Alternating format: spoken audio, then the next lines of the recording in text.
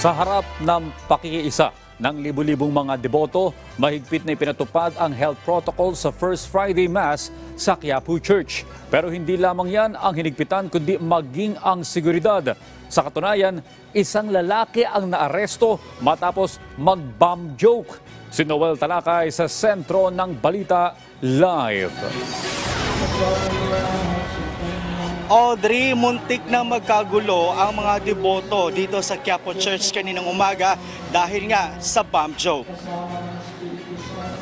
Inaresto ng mga pulis ang isang 40 anyos na lalaki dahil nagbanta siyang pasasabugin niya ang Quiapo Church kasabay ng First Friday Mass para sa taong 2024. Ang mga deboto ay bahagyang nagkagulo dahil sa pangyayari. Habang nasa loob siya, binubulungan niya yung mga nagsisimba. Sabugin akong bomba rito. Hanggang may tinawag na isang pulis yung nagsisimba, sinundan ng pulis, naririnig nga ng pulis.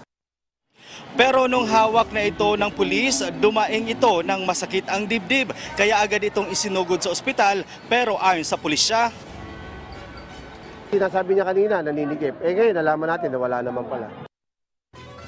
ni Captain Robles, isang 11-year-old na bata ang lumapit sa mga pulis upang magpatulong na hanapin ang kanyang ina. Lumapit po sa pulis.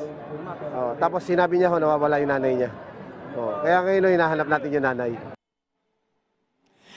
Ilang mga deboto rin ang nakipagtalo sa ilang ihos dahil hindi sila pinayagang dumaan sa mga isinarang kalsada malapit sa Quiapo Church. Tulad na lang na mga kalsada papunta sa Plaza Miranda sa may kanto ng Villalobos at Hidalgo Street.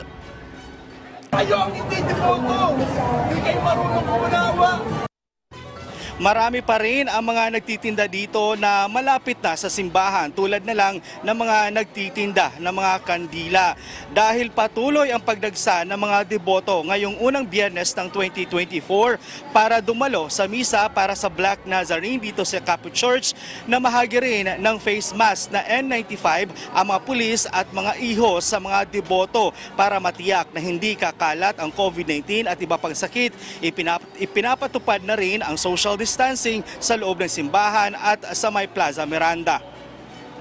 Lahat po ng papasok sa loob ng simbahan, hindi po mandatory pero ini-encourage po natin na magsuot ng face mask para po hindi tayo maging spreader. Kagabi po hanggang kaninang umaga, nagguguhit na po kami ng mga markings dito sa Plaza Miranda. Audrey, tiniyak naman ng Manila Police na sasampahan nila yung kaso yung lalaking nag-bomb joke. Lalo na gagawin ang Feast of Black Nazarene sa January 9 at hindi na ito maulit. Audrey, alam mo ba ang dami ng tao ngayon ay umabot na sa 52,000 simula kaninang alas 4 ng umaga hanggang kaninang alas 11 ng umaga. Audrey? Okay, Noel, sa ilalim ng Presidential Decree 1727, mabigat yung kakaharaping kaso nitong nag-bomb joke kanina. Pero ano ba ang sinabi ng mga otoridad upang hindi na maulit ito? Anong payo nito sa publiko ng mga magtutungo dyan o mga deboto na magtutungo dyan sa Quiapo Church para hindi na maulit itong kagaya ng ginawang bomb joke?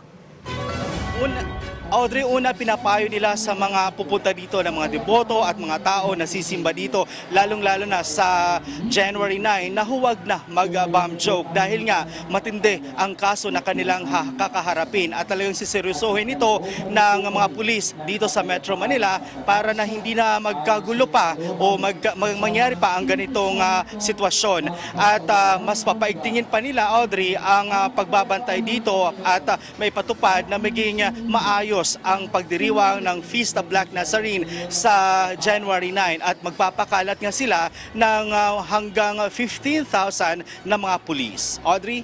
Maraming salamat, Noel Talakay.